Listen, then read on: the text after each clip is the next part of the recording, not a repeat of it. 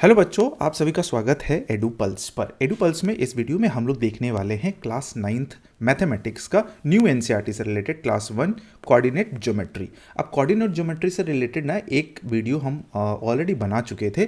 वो क्या था? वो था पूरा का पूरा कॉन्सेप्ट, पूरा का पूरा फॉर्मूला उससे रिलेटेड था, वो हम बता दिए थे। हाँ, ये वीडियो आने में थोड़ा सा लेट हो गया क्लास 9th के लिए, क्योंकि और भी बहुत सारा पैरेलली चल रहा है। ठीक है, तो हम कोशिश करेंगे जल्दी जल्दी वीडियो लाने का। तो ये हो गया हमारा पहले वाला वीडियो, और ये है मेरा करंट वीडियो जो कि है कोऑर्डिनेट ज्योमेट्री का। जो वर्कशीट जो दिया हुआ है न्यू वाले एनसीईआरटी में, ध्यान में रखिएगा, न्यू एनसीईआरटी जो नया सिलेबस आया है उसको हम लोग कवर करेंगे, क्योंकि वो पढ़ना बहुत ही इंपॉर्टेंट हो जाता है। न्यू एनसीईआरटी में कुछ नया नया डाला हुआ है, कुछ नया नया दिया हुआ है, तो वो हम लोगों को ज़्यादा जरूरी है पढ़ना। ठीक है, कंप्लीट सॉल्यूशंस देखेंगे, एग्जाम्पल बेस्ड तो रहता ही है, एनसीईआरटी फोकस हम लोग करेगा और इजी तरीके से हम उसको समझाने का कोशिश करेंगे। चलिए तो स्टार्ट करते हैं। अब स्टार्ट करते हैं क्या, डायरेक्ट हम लोग क्वेश्चंस में नहीं जाते हैं, हम लोग जाते हैं थोड़ा सा उसमें थ्योरी, है ना, जो थ्योरी जो होता है ना उससे रिलेटेड, यानी कि थोड़ा सा कॉन्सेप्ट समझ लेते हैं समरी वे में। क्या है कोऑर्डिनेट? तो अगर कोऑर्डिनेट हम लोग बना रहे हैं, कोऑर्डिनेट अगर पढ़ रहे हैं, तो हम लोग को क्या रखना, याद रखना पड़ेगा भाई? तो ये वाला एक्सिस ध्यान में रखना पड़ेगा। ठीक है, ये एक्सिस तो आप लोग पढ़े भी हो, आप लोग को भी बताए हैं पहले भी। ये है एक्स, ये है एक्स डैश, ये है वाई और ये है वाई डैश। ठीक है, इधर का जो भी वैल्यू होता है वो पॉजिटिव होता है, इधर का जो भी वैल्यू होता है वो निगेटिव होता है। ऊपर का जो भी वैल्यू होता है वो पॉजिटिव होता है और नीचे का जो भी वैल्यू होता है वो निगेटिव होता है। ठीक है, चलिए दूसरा ये चीज़ है कि इसको हम लोग फर्स्ट क्वाड्रेंट में बोलते हैं, इसको हम लोग सेकंड क्वाड्रेंट बोलते हैं, इसको हम लोग थर्ड क्वाड्रेंट बोलते हैं, इसको हम फोर्थ क्वाड्रेंट बोलते हैं। ये चीज़ हो गया, है ना। चलिए ये हम थोड़ा सम अप कर दे रहे हैं ऑलरेडी।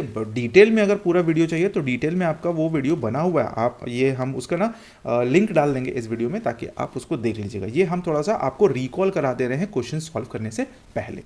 ओके, ये हो गया फर्स्ट, सेकेंड, थर्ड, ये फोर्थ हो गया।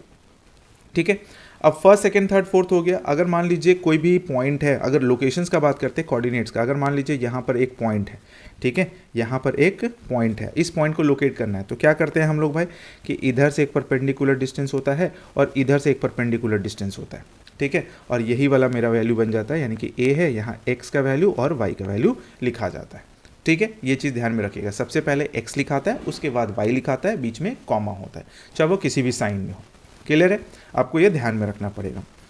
ओके, अब आगे बढ़ते हैं, बताते हैं साइन के बारे में आपको, कि कौन सा क्वाड्रेंट में किस टाइप का साइन होता है। ठीक है, चलिए तो अगर हम इस क्वाड्रेंट का बात करते हैं, फर्स्ट क्वाड्रेंट में बात करते हैं, तो एक्स और वाई का वैल्यू क्या हो जाएगा? एक्स का वैल्यू भी पॉजिटिव होता है, वाई का वैल्यू भी पॉजिटिव होता है। अगर हम सेकेंड क्वाड्रेंट का बात करते हैं तो एक्स का वैल्यू पॉजिटिव होता है और वाई का वैल्यू निगेटिव होता है। सॉरी, उल्टा लिख दिए हम, कहाँ गया? हाँ, एक्स का वैल्यू निगेटिव होता है और वाई का वैल्यू पॉजिटिव होता है। अगर हम थर्ड क्वाड्रेंट का बात करते हैं एक्स और वाई में, तो एक्स का वैल्यू भी निगेटिव होता है और वाई का वैल्यू भी निगेटिव होता है। ऑब्वियसली ये देख के पता चल रहा होगा ना, जैसे आप देखो इधर एक्स है और हम इस क्वाड्रेंट का बात करते हैं, तो इस क्वाड्रेंट में वैल्यू क्या क्या आएगा? ये एक्स वाला आएगा और ये वाला वाई आएगा, है ना। इसका एक्स और इसका वाई तो नहीं लेंगे, तो ये एक्स और ये वाई, ये एक्स भी निगेटिव में और ये वाई भी निगेटिव में, तो इसका मतलब एक्स और वाई दोनों निगेटिव में हो गया।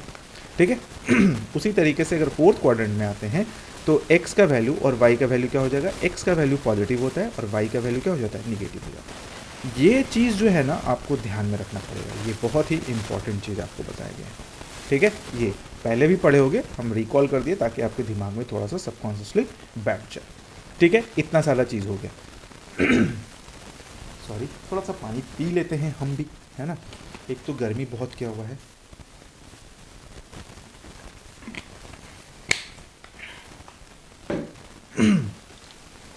चलो, अब क्या था, ये चीज़ तो हो गया, लोकेशन हो गया, पॉइंट हो गया। अब एक चीज़ हम लोग पढ़े थे, क्या हम लोग पढ़े थे? डिस्टेंस फार्मूला, है ना, डिस्टेंस फार्मूला पढ़े थे। डिस्टेंस फार्मूला ये क्या था भाई? तो डिस्टेंस फार्मूला क्या होता है? अगर मान लीजिए कोई दो पॉइंट है, एक पॉइंट यहाँ, एक पॉइंट यहाँ, और इसके बीच का अगर हमको डिस्टेंस फाइंड करना है, और ए का कोऑर्डिनेट दिया हुआ है x1 और y1 मान लेते हैं, और इसका दिया हुआ है x2 और y2। अगर हमको कोऑर्डिनेट्स फाइंड करना है तो हम लोग क्या करेंगे भाई? ए और बी का कोऑर्डिनेट्स फाइंड करने के लिए फॉर्मूला क्या लगाते हैं? A B is equal to हो जाता है √x1 माइनस x2 का होल स्क्वायर और प्लस y1 माइनस y2 का होल स्क्वायर। ये चीज़ हो गया। ठीक है। अब इसको हम लोग एक और तरीके से लिख सकते हैं। एक और तरीका क्या है भाई, तो A B is equal to, इसको रिवर्स ऑर्डर में भी लिख सकते हैं, कोई दिक्कत नहीं है, x1 माइनस x2 का होल स्क्वायर, और सॉरी एक ही चीज़ लिख रहे हैं ना फिर, हाँ अंडर रूट हो गया, इसको उल्टा करके लिख सकते हैं x2 माइनस x1 का होल स्क्वायर और प्लस y2 माइनस y1 का होल स्क्वायर। ये x1 माइनस x2 और x2 माइनस x1 का होल स्क्वायर दोनों सेम ही है, बशर्ते कि वो अंडर रूट में है, क्योंकि रूट में कोई भी वैल्यू निकलता है ना तो एब्सोल्यूट वैल्यू में पॉजिटिव फॉर्म में ही निकलता है, इसलिए ये चीज़ ऐसा लिख सकते हैं। तो आप अगर फॉर्मूला उल्टा भी लिख देते हो तो कोई इशू नहीं है, आंसर आपका सेम ही आने वाला है। ये था हमारा डिस्टेंस फार्मूला तक का कहानी, ठीक है।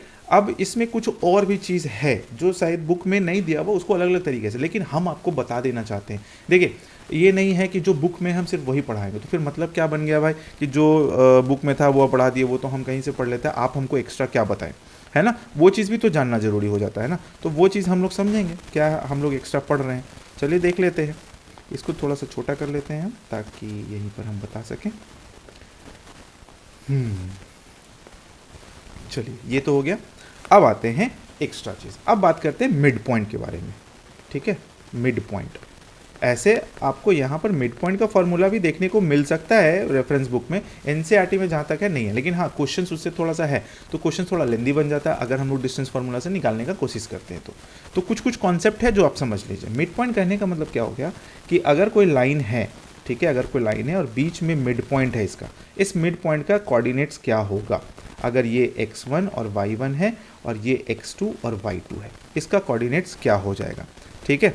तो वो चीज़ हम लोग देख लेते हैं, इसको थोड़ा सा छोटा कर लेते हैं। हाँ क्या हो जाएगा, तो अगर हम लोग को मिड पॉइंट निकालना है तो x का कोऑर्डिनेट जो हो जाएगा ना, वो x का कोऑर्डिनेट कितना हो जाएगा, x1 और x2 को आप ऐड कर दीजिए और y2 कर दीजिए, और अगर y का कोऑर्डिनेट निकालना है तो y1 और y2 को ऐड कर दीजिए और y2 कर दीजिए, ये आपका x और y का कोऑर्डिनेट ईजिली फाइंड हो जाएगा, ठीक है। ये था मिड पॉइंट। अब मिड पॉइंट हम लोग किसी और तरीके से भी फाइंड कर सकते हैं, अगर डिस्टेंस फार्मूला से फाइंड करना हो क्वेश्चंस के अकॉर्डिंगली, है ना। जैसे अगर मान लीजिए कोई दो पॉइंट है, बोल दिया कि ये प्रूफ कीजिए कि मिड पॉइंट है, यहाँ पर कोई पॉइंट दे दिया है ए, यहाँ पर कोई पॉइंट दे दिया है बी, और बोला जा रहा है कि आपको प्रूफ करना है कि ये जो सी जो है ना वो मिड पॉइंट पर है, तो हम लोग क्या करेंगे, सिंपल सा चीज़ है ना, कि ए और सी फाइंड करेंगे, है ना, ए और सी फाइंड करेंगे और बी और सी फाइंड करेंगे। अगर दोनों बराबर आ जाता है तो हम बोलेंगे कि हाँ ये सी पॉइंट जो है ना that is in mid point, अगर नहीं आता है तो नहीं।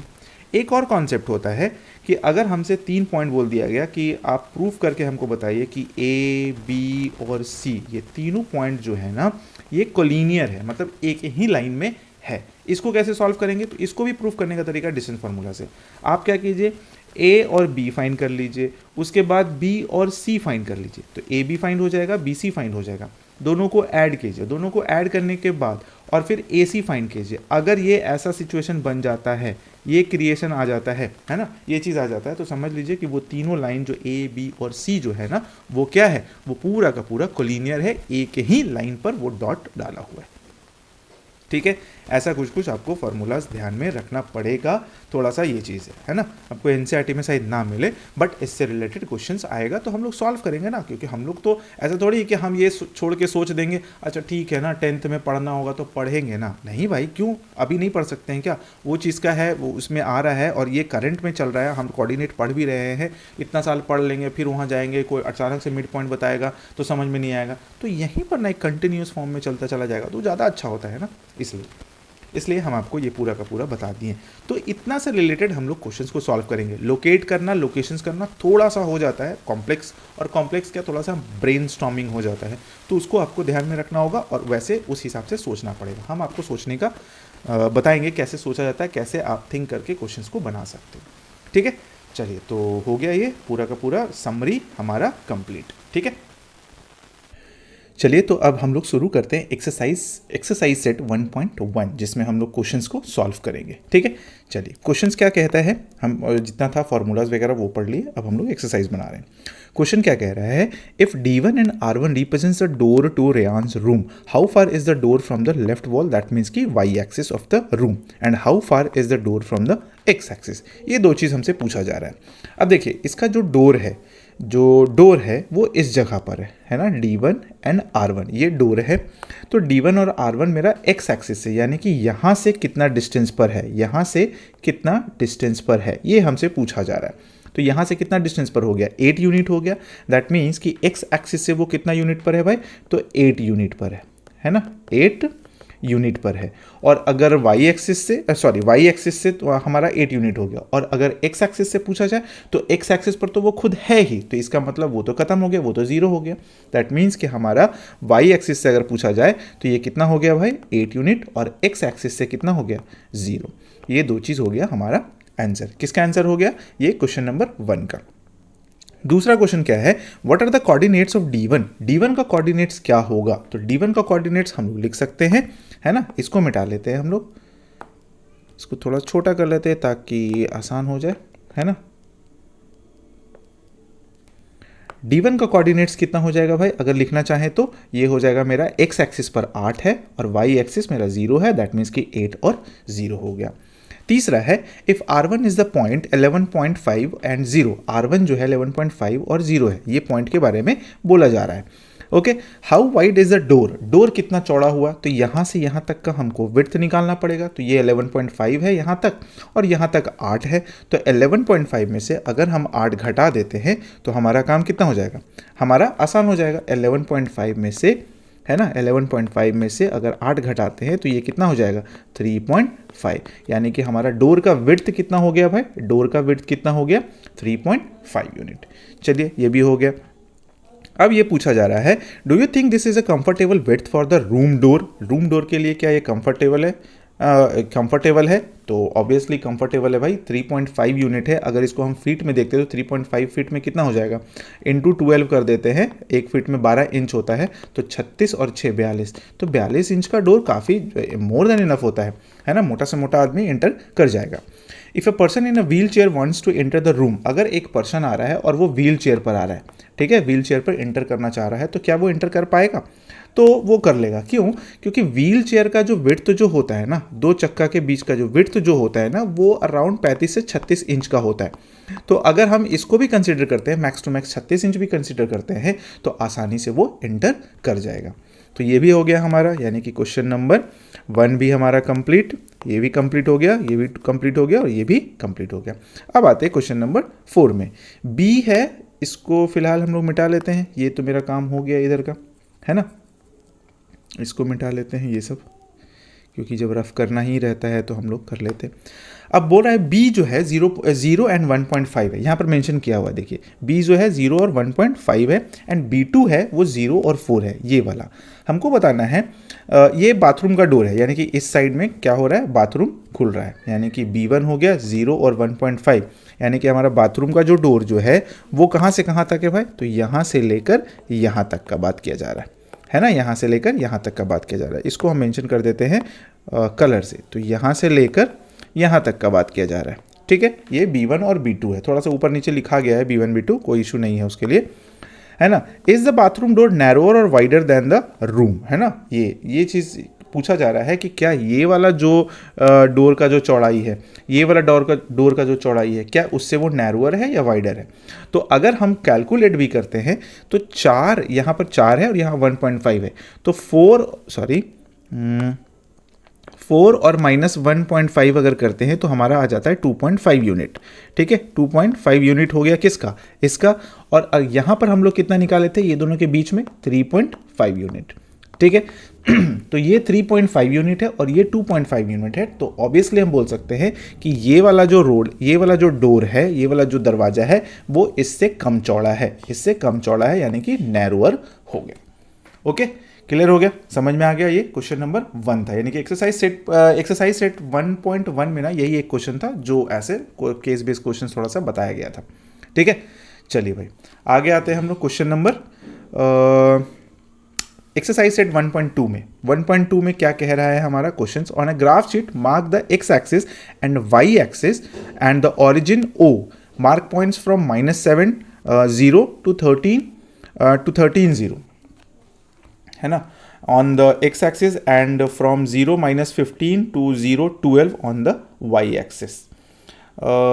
ये हो गया 1 सेंटीमीटर 1 यूनिट करना है। चलिए भाई, काम हो जाएगा हमारा आसान।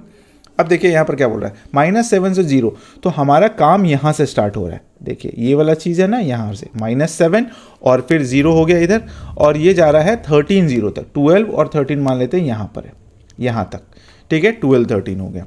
और फिर बोला जा रहा है वाई एक्सिस जो है 0 15 है, 0 15 यहाँ पर आ गया ये वाला, और फिर 0 12 यानी कि 12 हम लोगों को यहाँ तक देखना है।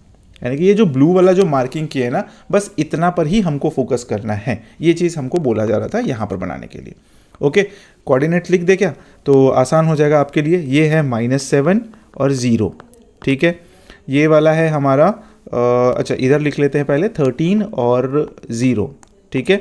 उसके बाद ब्लू वाला डॉट जो है वो चीज़ है, यहाँ है 0 और -15, ये हो गया। इधर है 0 एंड 12, ये कोऑर्डिनेट है, 4 कोऑर्डिनेट। अब इससे रिलेटेड क्वेश्चन है। क्वेश्चन क्या कह रहा है, place Ryan's rectangular study table with 3 of its feet at the point 8 9। 8 9 पर हमको एक ठो पॉइंट रखना है, तो रखते चलते, चलिए देख लेते हैं। 8 और 9 पर, यानी कि x है, ये वाला x है और ये वाला y है, तो x और y, ये वाला 8 हो गया और 9 हो गया, तो कहाँ पर आएगा भाई मेरा, अगर देखा जाए मिलाया जाए तो यहाँ पर आ रहा है, ठीक है। चलिए भाई ये चीज़ हो गया, सॉरी, हाँ ये हो गया हमारा एक पॉइंट। 11 और 9 फिर बोला जा रहा है, 11 और 9, 11 हो गया और 9 हो गया, तो यहाँ पर हो गया 11 और 9, ये पॉइंट है ना, देखिएगा ध्यान से। और 11 और 7 है नेक्स्ट पॉइंट, 11 और 7 है मेरा नेक्स्ट पॉइंट, तो यहाँ पर हो गया। यानी कि देखिए एक पॉइंट यहाँ पर है, एक पॉइंट यहाँ पर है, एक पॉइंट यहाँ पर है। तो अब हमको रेक्टेंगुलर बनाना है, तो ऑब्वियसली है एक पॉइंट यहाँ, एक पॉइंट यहाँ, एक पॉइंट यहाँ, तो एक पॉइंट यहाँ पर होगा। तो यहाँ पर जो मेरा पॉइंट जो बन जाएगा वो क्या हो जाएगा, वो देखिए यहाँ पर है ना ये चीज़। तो ये क्या आ रहा है भाई, इसका अगर कोऑर्डिनेट लिखना चाहें तो ये आ जाएगा 8 और 7, 8 और 7, यानी कि चौथा जो पैर होगा इसका टेबल का, वो कहाँ पर आएगा, 8 और 7 पर। वही शायद पूछ भी रहा था हम लोगों से, where will the 4th foot of the table be, तो ये कौन सा हो गया, 8 और 7। अब ठीक है ना, इसको मिला दीजिए तो आपका पूरा का पूरा टेबल बन जाएगा, ये ऐसा, ठीक है, बन गया। उसके बाद क्या पूछ रहा है, is this a good spot for the table.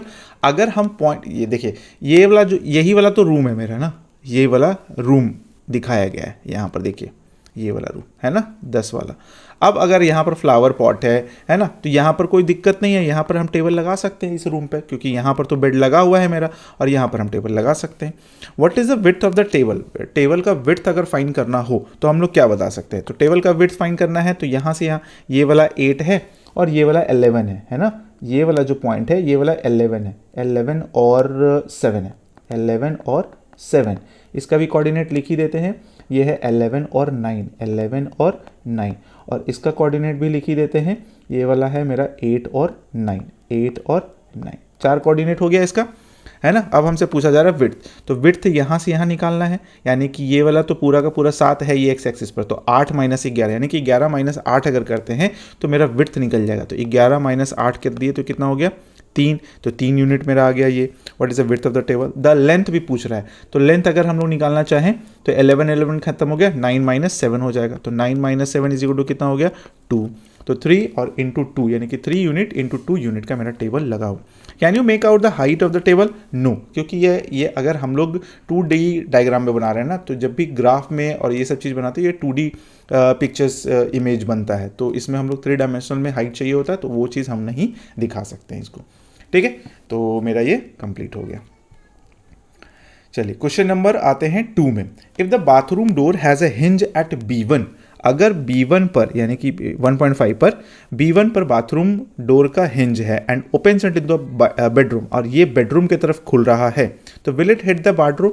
देखिए अब यहाँ से यहाँ है 1.5, यहाँ 0 है और यहाँ तक है 1.5, तो इसका मतलब जब ये खुलेगा तो ये 1.5 तक ही आएगा, 1.5 तक। क्यों, क्योंकि 1.5 है तो 1.5 का ही आर्क लेके चलेगा, है ना, तो यहाँ तक आएगा। तो यहाँ तक जब आएगा तो ऑब्वियसली है यहाँ से यहाँ टकराएगा नहीं, तो will it hit the wardrobe, no, नहीं टकराएगा। Are there any changes you would suggest in the door में, तो हो सकता है भाई कि हम वार्डरोब को थोड़ा सा और इधर घसका सकते हैं, डोर को थोड़ा और इधर बना सकते हैं, ये सब चीज़ हो सकता है। तो ये तो खैर अपना चीज़ हो गया, बस ऑब्जर्वेशन। चलिए नेक्स्ट क्वेश्चन में आते हैं। Third number, question number 3, look at Ryan's bathroom, what are the coordinates of the four corners O F R P. O F R P, चलिए लिख लेते हैं ओ एफ आर और पी, इसका कोऑर्डिनेट हमको बताना है। तो कोऑर्डिनेट देखिए, ओ का कोऑर्डिनेट तो 0 0 है, चलिए भाई एफ का कोऑर्डिनेट मेरा कितना है, देखिए 8 है, यहाँ पर 9 है और ये 0 है, तो 0 और 9 हो गया, ठीक है, ओ एफ हो गया। आर का कोऑर्डिनेट कितना हो जाएगा, यहाँ पर -6 एक्स एक्सिस है और वो वाला 9 है, तो -6 और 9 हो गया। और P कहाँ पर है भाई, तो मेरा -6 है एक्स पर और वाई पर 0 हो गया, तो ये मेरा ओ एफ आर पी का कोऑर्डिनेट हो गया। दूसरा है, ये तो था पहला, दूसरा है what is the shape of the showering area S H W R. ये जो शावरिंग एरिया जो आपको दिख रहा है यहाँ पर, ठीक है, ये वाला, ये कौन सा शेप में है, तो ऑब्वियसली आप पहचान गए होंगे कि ये वाला जो शावरिंग एरिया है ना, ये कौन सा शेप है भाई, तो ट्रापेजियम है। कौन सा है, ट्रापेजियम है ना, क्योंकि अपोजिट साइड्स पैरेलल है, कोई एक पेयर ऑफ अपोजिट साइड्स वो पैरेलल है, बाकी वो दो अलग है, रहने दीजिए उसको। Right the coordinates of the four corner, अब उसका भी हमको कोऑर्डिनेट्स लिखना है, तो चलिए उसका भी लिख लेते हैं, एस एच डब्ल्यू आर का, एस एच डब्ल्यू और आर। एस का कितना हो जाएगा, देखिए यहाँ -6 है और ये 6 पर है, तो -6 और 6 हो गया, -6 और 6। चलिए एच का कोऑर्डिनेट कहाँ पर जाएगा, एच कोऑर्डिनेट है हमारा 6 पर है और इधर से आ रहा है जो 3 पर जा रहा है, देखिए ये 3 पर है यहाँ पर और यहाँ पर से 6 पर है, तो ये 3 हो जाएगा और 6 हो जाएगा। चलिए यहाँ 3 और 6, -3 और 6 सॉरी। चलिए W का कोऑर्डिनेट कितना हो जाएगा, यहाँ पर 9 आ रहा था और ये जो कोऑर्डिनेट है -2 का है, तो -2 और 9 हो गया। अगर हम R का बात करते हैं तो ऑब्वियसली पहले हम निकाल चुके हैं -6 और 9, ठीक है, तो ये एस एच डब्ल्यू आर हो गया और ये कैसा शेप का था, ट्रैपीजियम का था, ठीक है, ध्यान में रखना है आपको। अब आते हैं नेक्स्ट क्वेश्चन में, mark of A 3 feet into 2 feet space, इसको मिटा दें हम ताकि हम अच्छा से बना पाएंगे फिर, ठीक है, ये चीज़ हो गया, इसको भी हम मिटा देते। चलिए अब बनाते हैं, बोल रहा है क्या, mark of A 3 feet into 2 feet space for the wash basin. Wash basin जो है ना, इसके लिए 3 फीट और 2 फीट का स्पेस बनाना है, 3 फीट और 2 फीट का। तो 3 फीट का हम बना देते हैं कहाँ से कहाँ तक भाई, देखो 2 फीट और 3 फीट, तो 2 फीट हम यहाँ से यहाँ तक लेके आ जाते हैं, कितना लेके आ जाए, चलो ना यही देखते हैं, ये 3 फीट हो गया यहाँ से यहाँ तक, और 2 फीट अगर देखते हैं तो यहाँ से यहाँ तक आएगा, ठीक है, तो ये पूरा का पूरा एरिया कवर हो गया। तो हमको ये वाला चीज़, ये वाला और ये वाला, इसका कोऑर्डिनेट्स बताना है। ये तो है इसका। अब आगे में आते हैं 2 × 3 का है, जो कि है टॉयलेट के लिए, है ना। तो 2 × 3 है, तो 2 × 3 कितना हो जाएगा भाई, ये सटा हुआ है तो यहाँ से यहाँ तक आएगा, ठीक है, और ये 3 जाएगा, तो 3 इसका मतलब कहाँ तक जाएगा, ये यहाँ तक जाएगा, 2 से 5 तक जाएगा और फिर ये यहाँ मैच कर जाएगा। तो ये हो गया पोर्शन, ये वाला पोर्शन, ये वाला पोर्शन और फिर ये वाला पोर्शन। अब ये सब का कोऑर्डिनेट हमको बताना है। चलिए कोऑर्डिनेट निकाल लेते हैं हम लोग। सबसे पहले आते हैं वॉश बेसिन का, ठीक है, वॉश बेसिन का कोऑर्डिनेट्स में आते हैं। तो यहाँ पर P नाम है, ऐसे बना देते हैं हम वॉश बेसिन के लिए, ठीक है, यहाँ पर P है, यहाँ पर M है, M दे दिए यहाँ पर, यहाँ N दे देते हैं, यहाँ पर O दे देते हैं। अब अगर P का बात करते हैं तो P हमारा कितना हो गया, -6 और 0, ठीक है। M का बात करते हैं तो ये हो जाएगा -3 और 0, आपको कोऑर्डिनेट्स क्लियरली पता चल जाता है। N का हो गया 3 और 2, 3 और 2, और O का हो गया मेरा -6 और 2, -6 और 2। ये वॉश बेसिन का हो गया। अब बात करते हैं हम लोग किसका भाई, बाथरूम का। तो बाथरूम मेरा ब्लू कलर से था, तो ब्लू कलर से बना लेते हैं इसको, है ना। तो बाथरूम ऐसा है और इसका नेमिंग कर देते हैं हम, यहाँ पर L कर दिए, यहाँ Z कर दिए, यहाँ पर कुछ भी दे दीजिए ना, A दे देते हैं, R दे देते हैं, LZAR, है ना। अब इसका कोऑर्डिनेट हम लोग लिखते हैं। तो L तो हो गया मेरा, जो कि इसका था PMNO, यानी कि जो इसका L था वही उसका O भी जाएगा, तो सॉरी L जाएगा, तो -6 और 2 हो गया, तो ये वाला -6 और 2 हो गया। चलिए भाई, उसके बाद क्या है, नेक्स्ट वाला आते हैं, तो हमारा Z आता है, तो Z हो जाएगा कितना भाई, तो -4 और 2 हो जाएगा, -4 और 2, देखिए कैसे हो जाएगा, यहाँ पर -4 है ये वाला और ये वाला 2 है, तो यहीं पर ना है ना मेरा, वो चीज़ हो गया। बस खाली परपेंडिकुलर लाइन डालते जाना है, कोऑर्डिनेट्स अपने आप मिलते चला जाता है। यहाँ पर कितना हो जाएगा, यहाँ हो जाएगा -4 और 5, ठीक है, और यहाँ पर हो जाएगा -6 और और 5, ये चीज़ हो गया। तो ये मेरा वॉश बेसिन का हो गया, ये मेरा टॉयलेट का हो गया। ठीक है, आई होप कि आपको ये समझ में आ गया होगा। और ये सब क्वेश्चन ना क्लास में डिस्कस करने से ना बहुत ही फ़ायदा होता है, बहुत सारे स्टूडेंट्स लोग ध्यान देते हैं। तो यही सब क्वेश्चंस मौका है जो स्टूडेंट्स का ध्यान आकर्षित करता है और फिर उसको धीरे धीरे धीरे इस लेवल पर लेके आ जाता है। That's why case based study questions very important है। और अच्छा है एजुकेशन सिस्टम की तरफ थोड़ा सा एजुकेशन मिनिस्टर चाहे एजुकेशन डिपार्टमेंट का थोड़ा सा ध्यान गया है इधर, तो केस बेस्ड क्वेश्चंस को डाला गया है। ठीक है, चलिए आगे आते हैं नेक्स्ट क्वेश्चन में। क्वेश्चन नंबर 4 में, क्वेश्चन नंबर 4 क्या कह रहा है, other room in the house. Other room in the house मतलब अब जो घर है उसके मतलब तरफ उसमें एक अदर रूम भी ऐड किया हुआ है। तो अब रूम कौन सा है यहाँ पर हम देखिए आपके लिए करके रखे हैं क्या। देखिए हमारा रूम था कितना, 6 से लेकर 12 तक। देखिए यहाँ पर है ना 6 से लेकर 12 तक पूरा का पूरा ये रूम था। अब इधर ही रूम बनाया गया है, तो हम क्या किए, एक वर्चुअली यहाँ पर आपको डायग्राम बना दिए। 6 से 12 तक है, ऊपर वाला ये इधर था बेडरूम था, इधर बाथरूम था, है ना, इधर वार्डरोब लगा हुआ था, यहाँ पर ये था, यहाँ पर दरवाज़ा है, वो चीज़। अब यहाँ इसके नीचे क्या कहा जा रहा है, Ryan's room door leads from the dining. अब यहाँ से जो डोर जो था, है ना, डोर कहाँ था भाई, 8 और 11:30 के बीच में, यहाँ से एक रूम खुलता है जो कि डाइनिंग रूम है। यानी कि ये वाला क्या हो गया भाई, डाइनिंग रूम हो गया। ठीक है, ये डाइनिंग रूम खाने पीने वाला। चलिए, और ये 18 फीट और 15 फीट का है, तो 12 और 6 18, टोटल ये 18 हो गया। और नीचे आ जाते हैं 15 तक, तो ये 15 फीट का हो गया। Okay, the length of the dining room extends from point P two point A. Point P से लेकर पॉइंट ए तक मूव किया है। ये वाला पी था, देखिए यहाँ पर दिया हुआ है ना आपके लिए, ये पी है और ये वाला ए है, तो यहाँ हम भी लिख देते हैं पी। ये वाला पी पोर्शन हो गया और ये वाला ए पोर्शन हो गया, P to A। Sketch the dining room and mark the coordinates of its corner. अब इसका कॉर्नर का कोऑर्डिनेट्स बनाना, तो कोऑर्डिनेट देखिए अब यहाँ पर है, तो इधर से परपेंडिकुलर, इधर से परपेंडिकुलर यहाँ मिल गया, यहाँ से आए परपेंडिकुलर मिल गया, यहाँ से आए इधर का परपेंडिकुलर मिल गया। तो ये जो कॉर्नर जो बना है, ये कॉर्नर का हमको क्या करना है, कोऑर्डिनेट्स बताना है। तो कोऑर्डिनेट्स भी बता लेते हैं, क्या दिक्कत है, कोई दिक्कत थोड़ी है। एक सेकेंड रुक जाइएगा, थोड़ा सा प्रॉब्लम नहीं तो होगा। हाँ, तो कोऑर्डिनेट्स बता लेते हैं हम लोग, क्या दिक्कत है कोऑर्डिनेट्स बताने में। यहाँ पर क्या हो जाएगा हमारा -6 और 0, ये वाला तो -6 और 0 हो गया। चलिए, ये वाला कितना हो गया भाई, ये हो गया मेरा 12 और 0। ठीक है, ये वाला कितना हो गया, ये वाला हो गया मेरा -6 और -15, क्योंकि 15 है वाई वाला।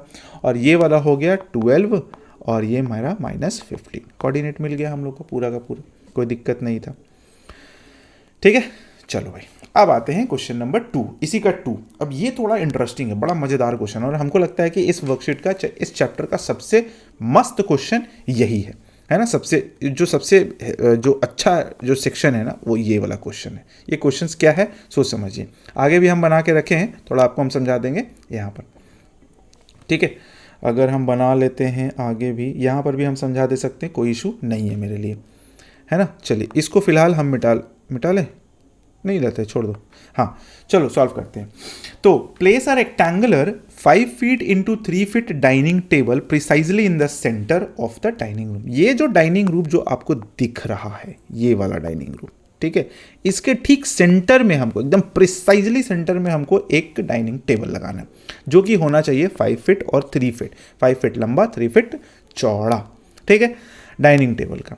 और write down the coordinates of the feet of the table, और फिर उसके बाद जो फीट ऑफ द टेबल है, यानी कि उसका जो कॉर्नर होगा, उसका हमको कोऑर्डिनेट्स बताना है। अब सबसे इंपॉर्टेंट चीज़ क्या है जिसको हम यहाँ पर दिए हैं, देखिए समझिए पहले कि अगर हमको यहाँ टेबल लगाना है, अगर इस जगह पर टेबल लगाना है, तो हमको क्या करना पड़ेगा, हमको एक्स एक्सिस का सेंटर ढूंढना पड़ेगा और वाई एक्सिस का भी सेंटर ढूंढना पड़ेगा। तो ऐसे गिन के तो ढूंढना नहीं है, हम लोग को तो रूल अप्लाई करना है। तो क्या करेंगे, देखो, अगर एक्स एक्सिस का centre of x axis dining room के हिसाब से, है ना, एक्स कोऑर्डिनेट ऑफ सेंटर अगर बनाना चाहे, सेंटर किसका, एक्स एक्सिस का, कितना हो जाएगा, यहाँ 6 और यहाँ 12 है, तो -6 और +12 और बाई 2 कितना हो जाएगा, 12 में से 6 गया, 6 बच गया, 6/2 यानी कि 3 हो गया, यानी कि ये वाला पॉइंट। चलिए यहाँ पर मेंशन कर देते हैं हम, ये वाला पॉइंट आ गया। ठीक है, ये वाला पॉइंट, ये सेंटर हो गया इसका। अब इधर से देखिए ना, इधर से काउंट कीजिएगा तो उतना ही बॉक्स, और इधर से काउंट कीजिएगा तो उतना ही बॉक्स मिलेगा, ये वाला और ये वाला। ठीक है, ये सेंटर मिल गया। अब उसी तरीके से y का भी हम लोग सेंटर फाइंड करते हैं। तो सेंटर किसका हो जाएगा भाई, y का, y एक्सिस का। इसमें कितना है, 0 और 15 है, तो ये हो जाएगा हमारा 0 और फिर -15 और बाई 2, यानी कि ये बन जाएगा मेरा 7.5, वो भी माइनस में। ठीक है, 7.5। 7.5 कहाँ है वो भी मेंशन कर लेते हैं भाई। 7.5 मेरा है 7 और 8 है यहाँ पर। ठीक है, ये वाला 7.5 हो गया। अब अगर हम इसको ऐसे मिलाते हैं, देखिए ये इधर मिलेगा, ये यहाँ पर आएगा। ठीक है, कोऑर्डिनेट ही तो है ना, ये यहाँ पर आया। इसका मतलब मेरा जो टेबल का जो सेंटर होगा, यानी कि जो टेबल का जो ओरिजिन जो बनेगा वो कहाँ बनेगा भाई, तो इस जगह पर बनेगा। ठीक है, ये जगह हो गया, सेंटर मिल गया। तो हम लोग को ये पता चल गया 3 और 7.5, ये 3 हो गया और ये 7.5 हो गया। अब हम क्या करते हैं, इसको मिटा देते, इसको भी मिटा देते, क्योंकि हमको सेंटर मिल गया। अब इस जगह पर से हमको क्या करना है, टेबल कितना फीट चौड़ा और लंबा बोला था, 5 फीट और बाई 3 फीट का, है ना। 5 फीट बोला था और 3 फीट बोला था, इंटू 3 फीट बोला था। तो यानी कि हमको लेंथ में 5 फीट, तो 5 फीट कैसे होगा, 5 फीट तभी होगा ना जब इधर हम 2.5 और इधर 2.5 करेंगे, तब होगा। और 3 फीट कैसे होगा, इधर 3 और इधर इधर 1.5 और इधर 1.5 करेंगे तभी तो 3 फीट होगा। तो वो चीज़ करना पड़ेगा। चलिए वो भी कर लेते हैं। अब हम लोग इसको मिटा लेते हैं। 5 फीट, सॉरी, देख रहे हो कितना मज़ेदार क्वेश्चन है, इंटरेस्टिंग लगता है बनाने में। आप लोग भी इंटरेस्ट ऐसे दिखाओगे ना तो मज़ा आएगा। चलिए, तो यहाँ से हम लोग चलते हैं। हाँ, कितना करना है भाई हम लोग को, 5 फीट। तो 5 फीट यानी कि 2.5 इधर और 2.5 इधर, तो 2.5 अगर चलेंगे तो कहाँ तक आएंगे भाई, तो 1 2 2.5 यहाँ तक। ठीक है, यहाँ तक आएंगे। चलिए इसको हम मिला देते, यहाँ पर 2 बॉक्स और 2.5 बॉक्स। इधर भी आएंगे तो हम लोग कहाँ तक पहुँचेंगे, यहाँ तक पहुँचेंगे। ये चीज़ हो गया। ऊपर हमको 1.5 चलना है, तो ऑलरेडी आधा पर है और ये वाला 1 चलेगा, तो 1 और आधा, ये टोटल कितना हो जाएगा यहाँ पर, और ये वाला कितना हो जाएगा यहाँ पर। ठीक है, अब अगर हम इसको मिला देते हैं, ये चीज़, सॉरी, हाँ, ये चीज़ अगर इसको हम मिला देते हैं कॉर्नर टू कॉर्नर, तो यहाँ से ये बन जाएगा ऐसा, यहाँ से ये बन जाएगा ऐसा, यहाँ से ये बन जाएगा ऐसा, यहाँ से ये बन जाएगा ऐसा। सेंटर पर मेरा लग गया टेबल। ठीक है, और जैसे ही सेंटर पर लगा वैसे ही हमको 4 कॉर्नर मिल गया। 4 कॉर्नर कौन कौन सा मिल गया भाई, तो एक कॉर्नर ये मिल गया, एक कॉर्नर ये मिल गया, एक कॉर्नर ये मिल गया, एक कॉर्नर ये मिल गया। अब यही 4 कॉर्नर का हमको कोऑर्डिनेट फाइंड करना है। क्लियर है। बीच वाला मेरा क्या था, ध्यान में रखिएगा, बीच वाला जो मेरा है 3 और 7.5 है ना, ये बीच वाला है ना। तो इसको हम क्या करते हैं, थोड़ा सा ऐसे करके लिख देते हैं। ये है मेरा 3 और -7.5। अब हमको कोऑर्डिनेट फाइंड करना है। समझिएगा ध्यान से, ये भी बड़ा इंपॉर्टेंट चीज़ है, कोऑर्डिनेट्स कैसे निकालना है हम लोगों को। तो कोऑर्डिनेट निकालने के लिए हम थोड़ा सा एक चार्ट बना लेते हैं। यहाँ पर लिख देते हैं A और यहाँ पर लिख देते हैं B, यहाँ पर C, यहाँ पर D। ठीक है, ये पूरा बन रहा है मेरा, ये वाला A, ये वाला B, ये वाला C और ये वाला D। ठीक है, चलिए, और मेरा कोऑर्डिनेट क्या बन जा रहा है भाई, तो एक x है, एक y है और अलग अलग है, और यहाँ पर x y टोटल आ जाएगा मेरा। ठीक है, चलो भाई इसको मिला देते हैं। इधर इधर ऐसे बना देते हैं, इधर ऐसे बना देते हैं, इधर ऐसे बना देते हैं, इसको ऐसे, इसको ऐसे, इसको ऐसे। बस अब कोऑर्डिनेट बना लेना है हम लोग को। चलिए बनाते हैं।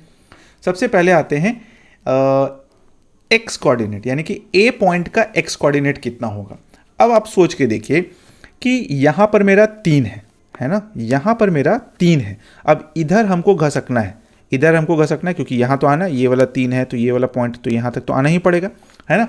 तो यहाँ पर आने के लिए हम लोग क्या करेंगे, ये 2.5 है तो 2.5 घटाएंगे, तो 3 में से 2.5 मेरा घट गया, तो कितना बच गया, 3 में से 2.5 घट गया तो बच गया मेरा कितना, 0.5। तो मेरा a का जो x एक्सिस है वो 0.5 आ गया ईजिली।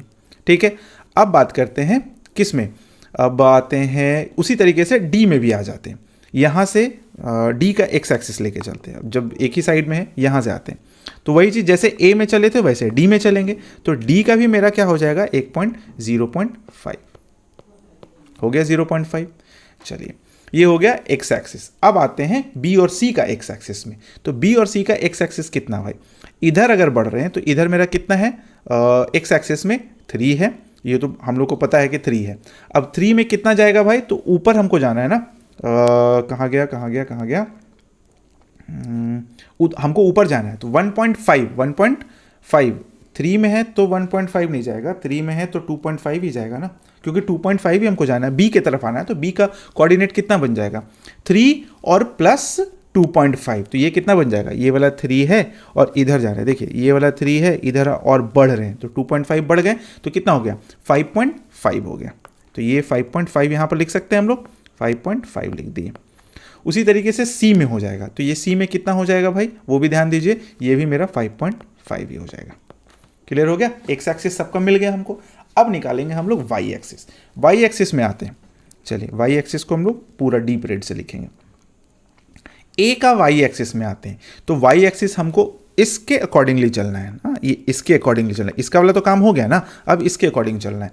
और y मेरा कितना है भाई, तो -7.5 है, तो -7.5 और ऊपर जैसे जैसे बढ़ते हैं तो वो घटता चला जाता है, तो वो क्या हो जाएगा -1.5, तो -7.5 और -1.5 कितना हो जाएगा भाई, तो 7 और 1 8 और एक टोटल कितना हो गया 9, यानी कि -9, तो यहाँ पर कितना हो जाएगा -9।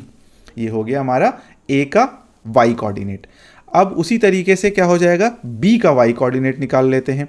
बी का वाई कोऑर्डिनेट मेरा क्या हो जाएगा, ये ए का हो गया कोऑर्डिनेट और उसी तरीके से बी का भी हो जाएगा, तो बी का भी मेरा वाई कोऑर्डिनेट कितना हो गया -9 हो गया। अब आते हैं सी और डी में। सी और डी में मेरा कितना है भाई 7.5 है, और उसमें से हम लोग को कितना घटाना है, इसमें तो ऐड करना था, वो चीज़ हो गया, अब घटाना है हम लोग को। मतलब जैसे जैसे नीचे आते हैं वैसे वैसे हम लोग का क्या होता है, वो जो वैल्यू होता है माइनस में डिक्रीज होते चला जाता है। तो क्या करेंगे भाई 7.5 है ही, -7.5 है ही, और इसमें अगर 1.5 ऐड कर देते हैं तो ये मेरा कितना हो जाएगा -7.5 प्लस 1.5 कितना हो गया, दैट इज -6, तो ये हो गया मेरा -6। और उसी तरीके से यहाँ पर भी हो गया मेरा डी का भी -6। अब देखिए मेरा कोऑर्डिनेट बन गया 0.5 और 9, एक कोऑर्डिनेट ये हो गया ए का, बी का कोऑर्डिनेट हो गया XY -5.5 -9, फिर सी का हो गया 5.5 -6 और डी का हो गया 0.5 -6, और ये मेरा पूरा का पूरा टेबल एक जगह पर प्लेस हो गया। कितना इंटरेस्टिंग क्वेश्चन है, मज़ा लगता है बनाने में ऐसे ऐसे क्वेश्चन और ऐसे ऐसे समझाने में, कैसे टीचर लोग इसको स्किप कर देता है, चाहे छोड़ देता है, हटा देता है ना, कितना मज़ेदार क्वेश्चन है ये। खैर चलिए, हम लोग समझ गए क्वेश्चंस को अच्छे तरीके से। आप एक बार 2 बार प्रैक्टिस कीजिएगा ना, तो आपको और भी अच्छा लगेगा बनाने में, मज़ा आ जाएगा क्वेश्चंस बनाने में, दिमाग लगाना पड़ता है ना ये चीज़। चलिए ये हो गया हमारा, तो एक्सरसाइज 1.2 भी खत्म हो गया, ठीक है।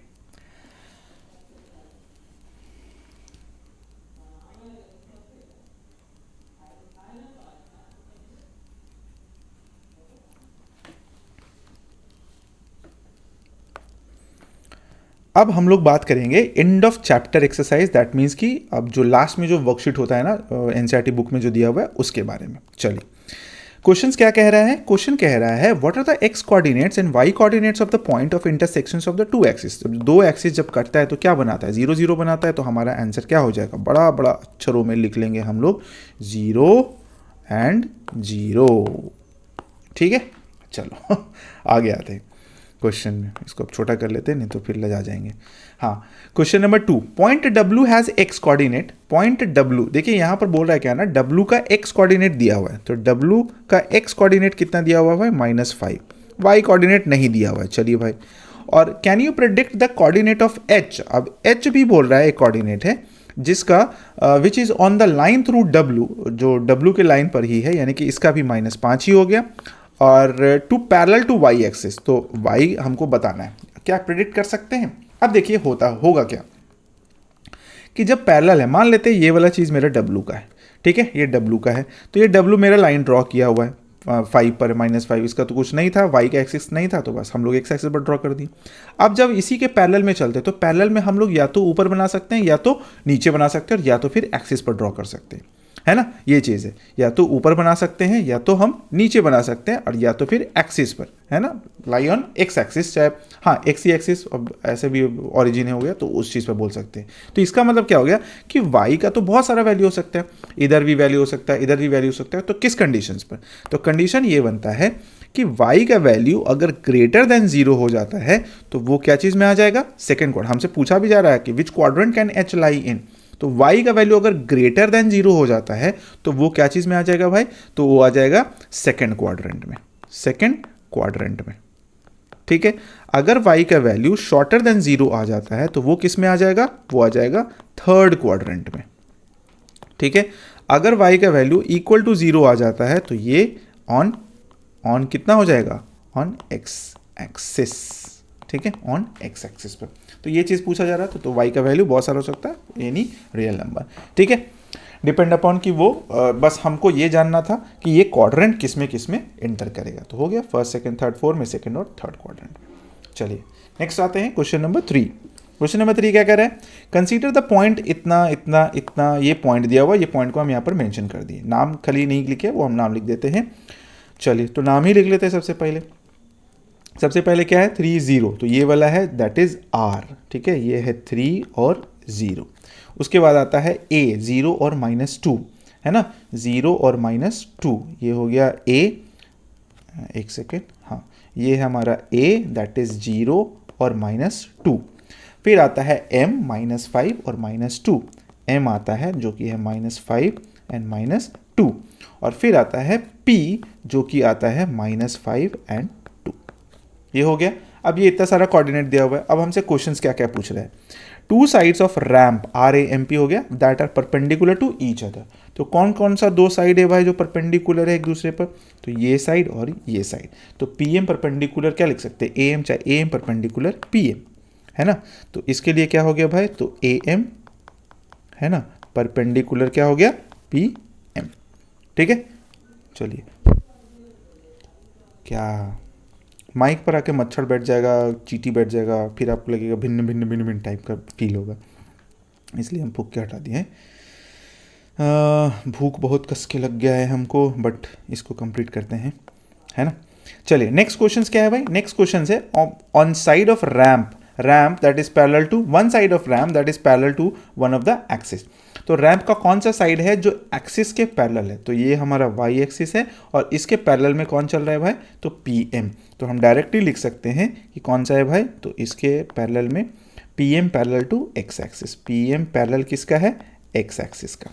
ठीक, चलिए नेक्स्ट में आते हैं, two points that are mirror image of each other in one axis. ठीक है, which axis will this be. अब दो पॉइंट है जो एक दूसरे का मिरर इमेज है, तो ये और ये मिरर इमेज है एक दूसरे का।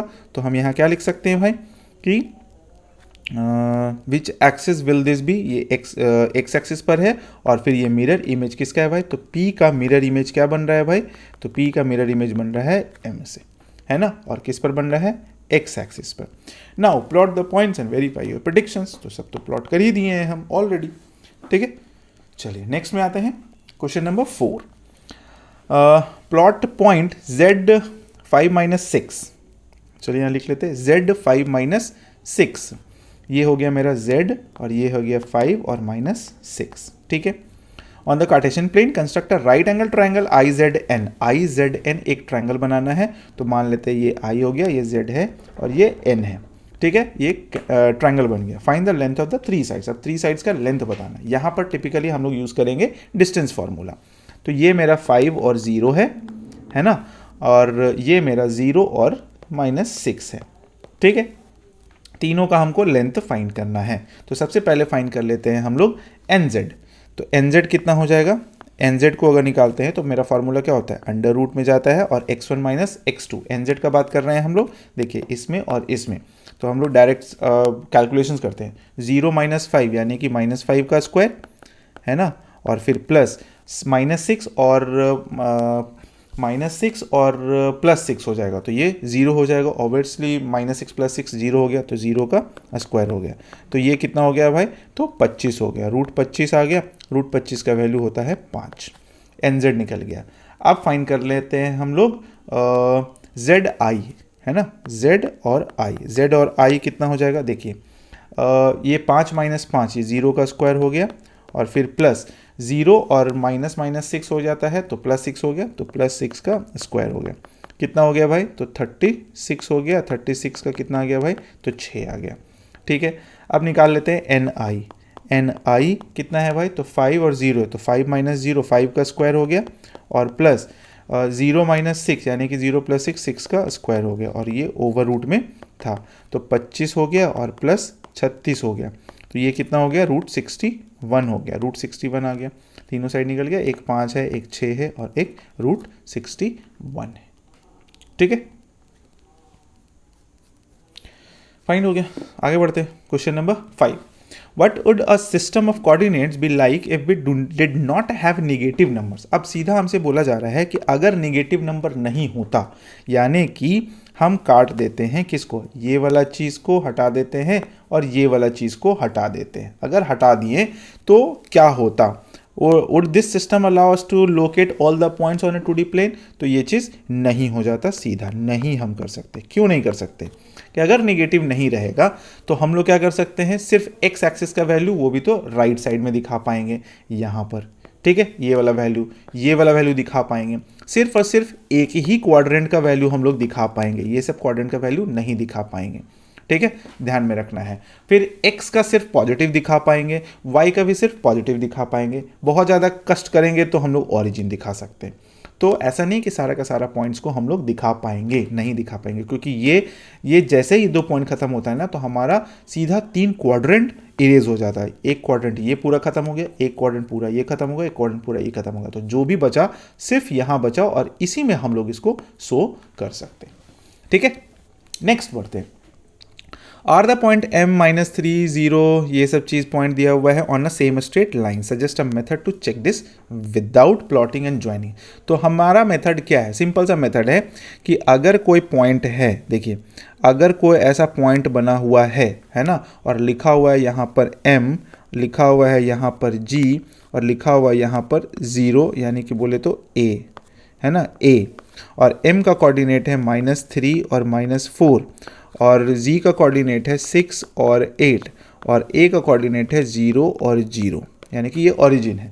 ठीक है, तो अगर हम इसका डिस्टेंस है ना, अगर हम इसका डिस्टेंस यहाँ से यहाँ तक का और यहाँ से यहाँ तक का डिस्टेंस इक्वल कर देते हैं, यानी कि इक्वल अगर आ जाता है तो बोल सकते हैं कि ये स्ट्रेट लाइन में, क्योंकि बीच में तो 0 है तो दोनों साइड बराबर हो जाएगा, है ना, स्ट्रेट लाइन में हो जाएगा अगर डिस्टेंस मेरा बराबर हो जाता है तो। और अगर एक चीज़ और इसमें स्ट्रेट लाइन में प्रूफ करने के लिए ना हमको एक चीज़ शो करना पड़ता है कि क्या, कि अगर हम लोग MA और प्लस AG है ना, AG को ऐड कर देते हैं और मेरा MG के बराबर आ जाता है, तो हम कंफर्मली बोल सकते हैं कि ये क्या है, स्ट्रेट लाइन में एक चीज़ है।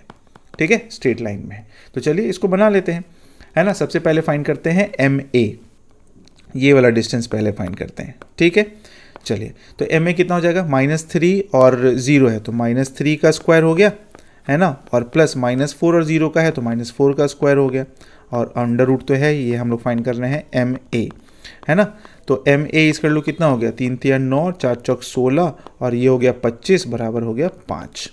अब आते हैं AG फाइंड करते हैं, तो AG का वैल्यू कितना हो जाएगा भाई, तो 0 - 6 6 का स्क्वायर हो गया और प्लस 8 का स्क्वायर हो गया, ये हो गया 64, ये हो गया 64 और 6 छक 36, अब उल्टा लिख दिए। ठीक है, ये आ गया हमारा 10, ये 5 और ये 10। अब फाइंड करते हैं MG, है ना, MG फाइंड करते हैं -3 और +6, -3 और -6 कितना हो गया, -9 का स्क्वायर और प्लस -4 और -8 -4 का स्क्वायर या +4 का भी स्क्वायर बोल सकते हैं। चलिए, और ओवर रूट है तो 9 9 81 हो गया और 4 चौके 16 हो गया। ठीक है, तो कितना हो जाएगा, 81 - 16, 81 - 16 हो जाता है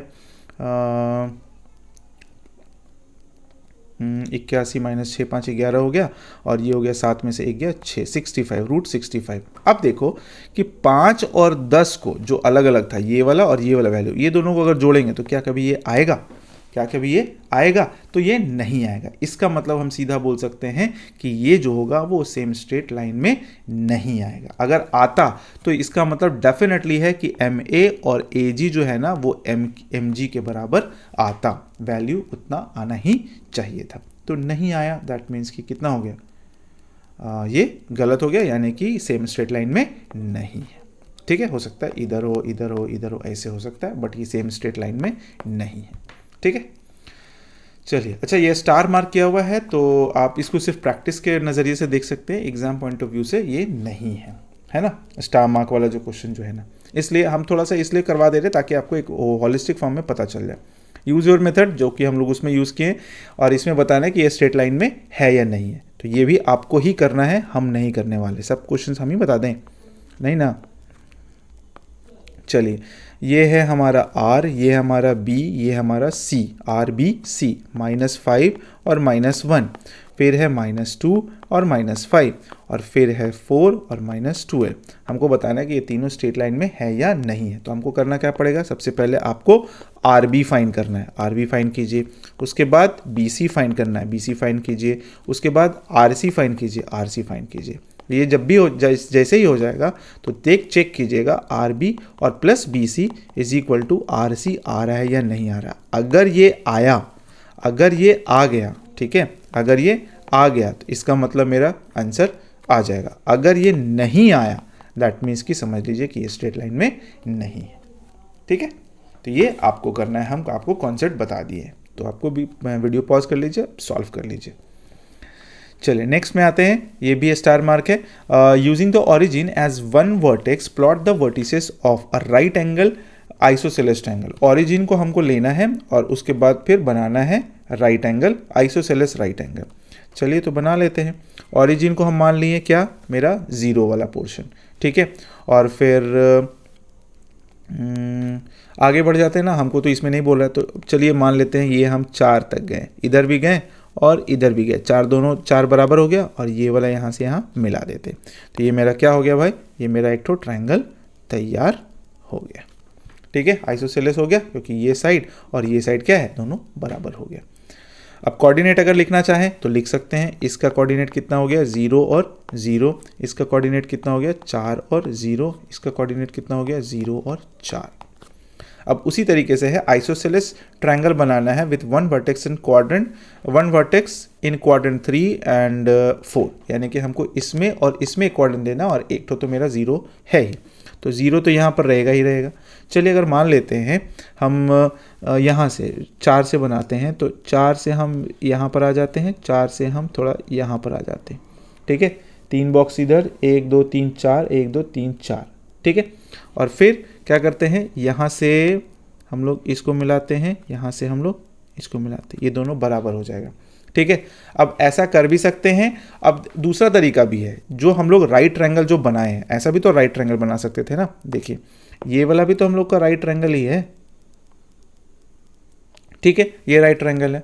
और इसका जब जैसे ही मिरर इमेज तैयार करेंगे, इधर जो था बस उलट के हम लोग यहाँ डाल देंगे, मिरर इमेज तैयार करते, तो इसको कलर चेंज कर देते हैं हम, ताकि, है ना, इसका मिरर इमेज तैयार करेंगे। तो मिरर इमेज क्या हो जाएगा भाई, यहाँ से यहाँ तक और यहाँ से यहाँ तक, तो ये मेरा पूरा क्या बन गया, एक तरीके से ये आइसोसेलेस ट्रायंगल बन गया, जिसका एक कोऑर्डिनेट कहाँ है, एक कोऑर्डिनेट ओरिजिन है, दैट इज 0 और 0, और बाकी जो है एक ये वाला वैल्यू और एक ये वाला वैल्यू। ये कितना है भाई, तो ये हो गया मेरा -3 और -4 थर्ड क्वाड्रेंट वाला, और ये 3 और -4 ये फोर्थ क्वाड्रेंट वाला, ठीक है।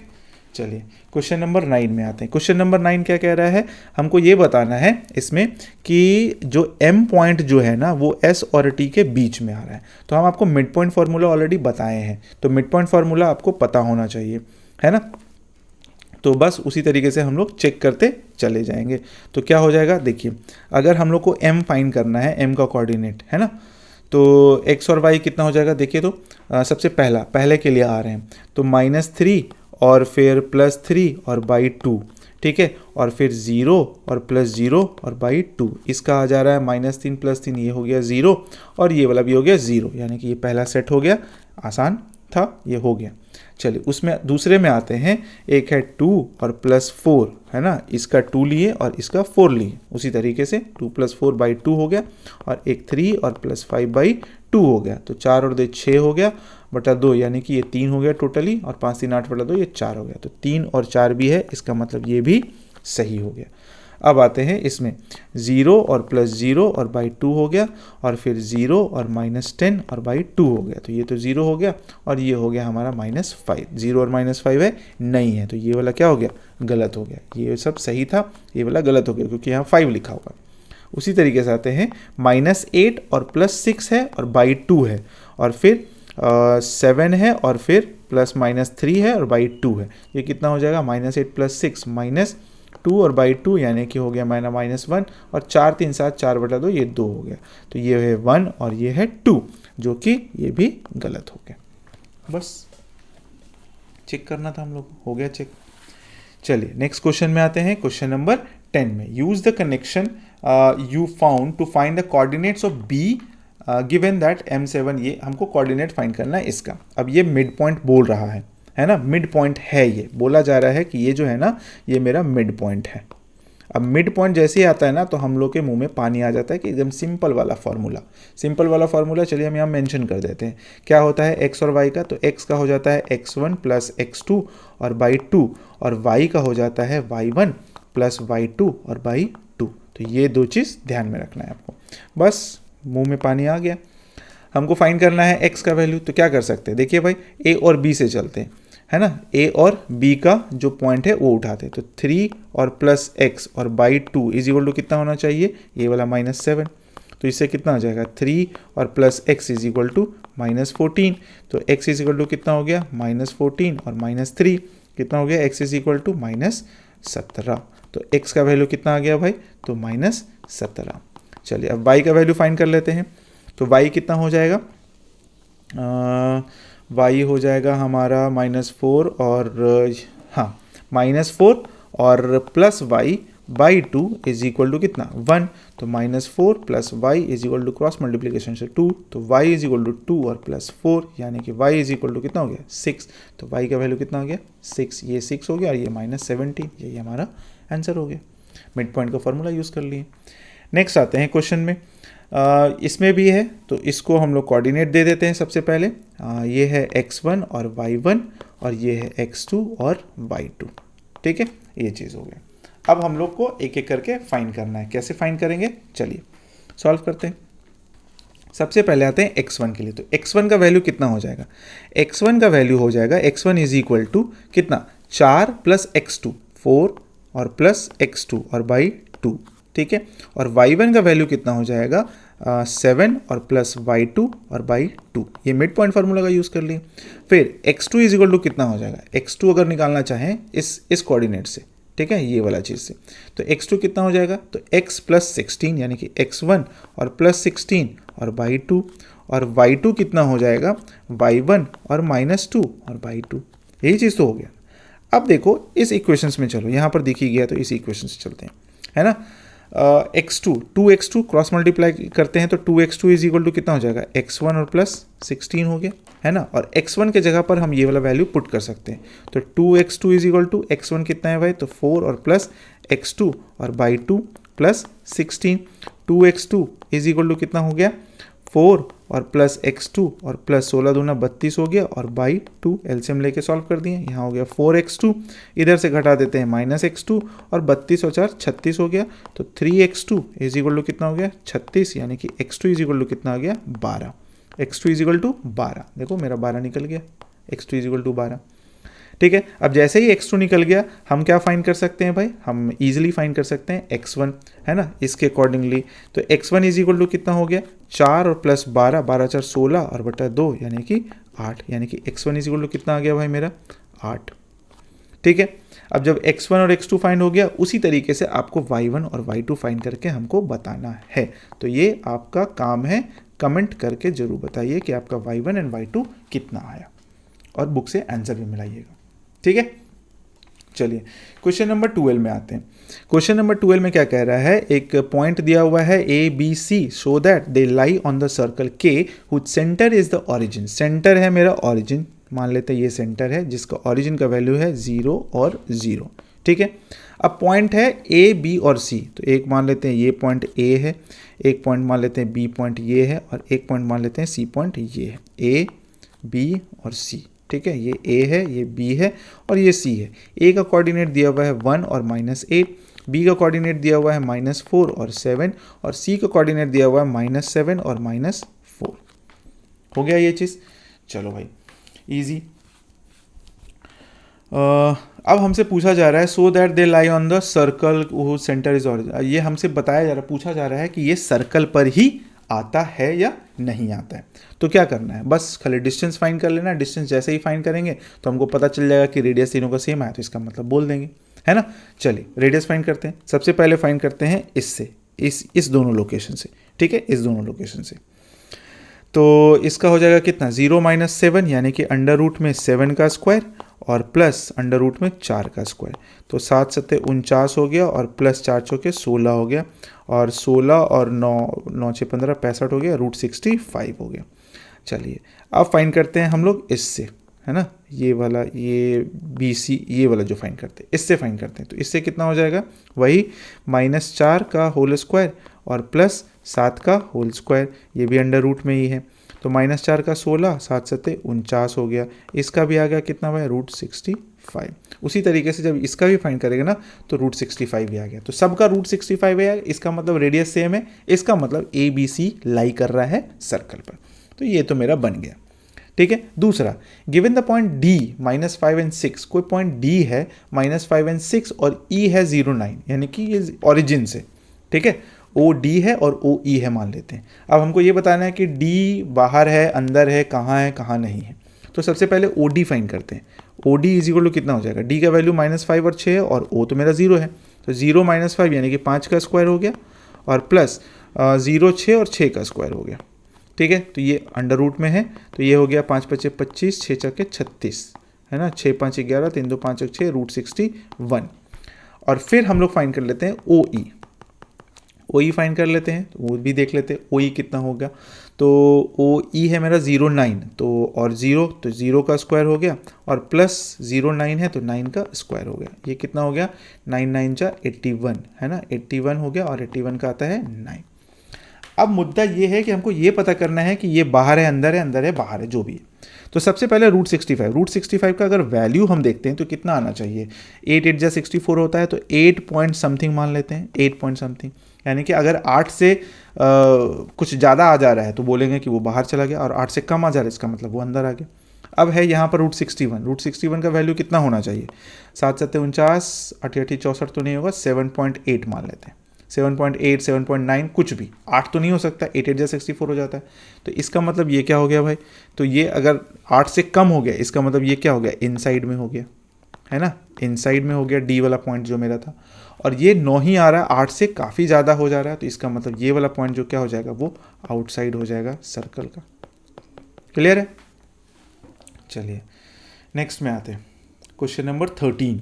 देखिए ये एग्जाम पॉइंट ऑफ व्यू से है नहीं, तो हम सोच, और काफ़ी ज़्यादा लेंदी भी है, ठीक है। बस हम आपको एक कॉन्सेप्ट बता देते हैं ताकि आपको ध्यान में रखा जाए, ये एग्ज़ाम में आएगा नहीं कभी आपका, है ना, तो क्यों उतना दिमाग लगाना हम लोग को फ़िलहाल, ठीक है। हाँ, कभी क्वेश्चन अच्छा क्वेश्चन जब प्रैक्टिस करेंगे तो उसमें बना लिया जाएगा, उसमें क्या बोल रहा है, A B और C दिया हुआ ये पॉइंट है, A है, B है और C है, और इसका मिड पॉइंट है, ये मिड पॉइंट है, ये मिड पॉइंट है, ये मिड पॉइंट है।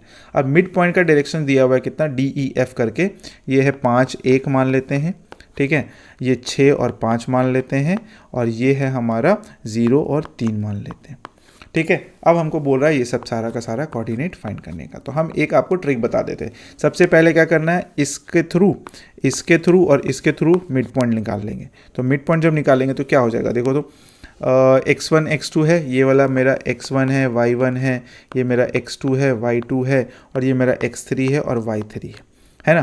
तो x1 और x3 हो जाएगा अगर AC के लिए आ रहे हैं, ठीक है। तो इक्वेशंस कितना सारा बनेगा, देखिए x1 + x3 और y2, ठीक है। फिर y1 + y3 = 0 हो गया ये। फिर y1 और प्लस y3 y2 = कितना हो जाएगा, 3, ये बना एक। अब आते हैं इस साइड से, AB साइड से, है ना, ये वाला जो साइड है ना AB, ये वाला साइड से आते हैं। तो ये वाला साइड से अगर आते हैं तो ये क्या बनेगा ये बनेगा x1 + x2 और y2 = 5, और फिर y1 और प्लस y2 और y2 = कितना, y1 + y2 = 1, ये चीज़ हो गया। चलो उसके बाद आते हैं C और B के बीच में, तो ये हो जाएगा x2 + x3 y2 = 6 है, और फिर x2 और y3 है ना, हाँ, फिर y2 आ जाएगा ना यहाँ पर, हाँ, y2 और प्लस y3, है ना, y2 plus y3/2 is equal to कितना हो गया मेरा 5 हो गया। अब यही इक्वेशन का यूज़ करना है ना हम लोगों को, और सॉल्व करना है ये, ठीक है। हो तो जाएगा, यहाँ से भी सॉल्व कर लेंगे, x1 is equal to minus x3 हो जाएगा, फिर x3 की जगह पर हम लोग x1 पुट कर देंगे, सॉल्व होते चला जाएगा धीरे धीरे, ठीक है। इसको ट्राई कीजिएगा, आप कोशिश कीजिएगा बनाने का, ठीक है। देखते हैं आप कितना दूर तक जा पाते, और कमेंट सेक्शन में जरूर बताइएगा कि आपसे बना या नहीं बना, ठीक है। बन गया तो ठीक है, नहीं बना तो, बन गया तो आप बस थम्स अप कर दीजिएगा, नहीं बनेगा तो क्रॉस लगा दीजिएगा, तो हम बता देंगे आपको। चलिए एक क्वेश्चन आता है, question number 14। A city has 2 main roads. अब देखिए इतना बड़ा क्वेश्चन है, हम मुद्दा समझाते हैं आपको। मुद्दा ये है कि एक सिटी है जिसमें नॉर्थ साउथ डायरेक्शंस में एक रोड जाता है और ईस्ट वेस्ट डायरेक्शन में रोड जाता है, और सारा एक यूनिट जो है ना वो 200 मीटर का है यूनिट, ठीक है। ये चीज़ है, एक कंडीशन दिया गया है इसमें, जो अब जाहिर सी बात है कि अगर पैरेलली चल रहा है एक्सिस का, एक एक्स एक्सिस के पैरेलल चल रहा है और एक वाई एक्सिस के पैरेलल चल रहा है, तो कहीं ना कहीं पर तो कटेगा ही कटेगा, ऑब्वियस बात है, ठीक है। एक कंडीशन दिया हुआ है कि सेकेंड स्ट्रीट और फिफ्थ स्ट्रीट है ना, नॉर्थ साउथ डायरेक्शन, देखिए यहाँ पर लिखा हुआ है, if the second street running in the north south direction, तो second street north south direction का हो गया, और फिफ्थ स्ट्रीट हो गया वो मेरा ईस्ट वेस्ट डायरेक्शन का, ईस्ट वेस्ट डायरेक्शन का, ईस्ट वेस्ट डायरेक्शन का मेरा फिफ्थ स्ट्रीट। फिफ्थ स्ट्रीट कौन सा हो गया भाई,